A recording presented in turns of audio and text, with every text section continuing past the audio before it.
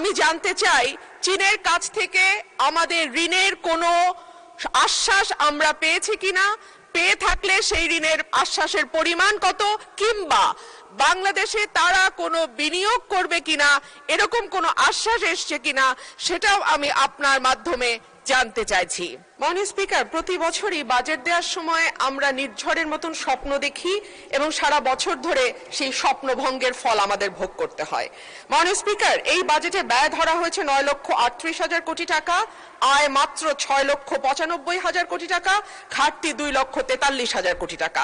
এটুকু হলেই হতো মাননীয় স্পিকার, কিন্তু আয় 6,95,000 কোটি টাকা যে লক্ষ্যমাত্রা ধরা হয়েছে সেটা কোনো বছরই এই আয় রাজস্ব আদায় করা যায় না।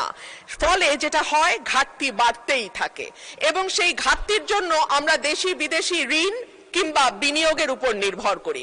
আমাদের মাননীয় প্রধানমন্ত্রী সম্প্রতি চীন সফর করেছেন।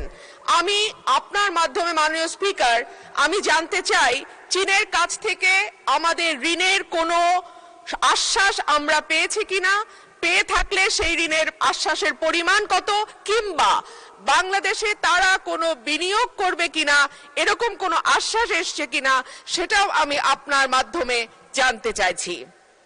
মাননীয় স্পিকার, আমাদের পররাষ্ট্রমন্ত্রীকে যখন সাংবাদিকরা এই সংক্রান্ত প্রশ্ন করেছিলেন, তিনি বেশ সরাসরি উত্তর না দিয়ে অস্বস্তির সঙ্গে বলেছিলেন যে আমরা কি কেবলমাত্র চাইতে গেছি ভিক্ষার ঝুলি হাতে?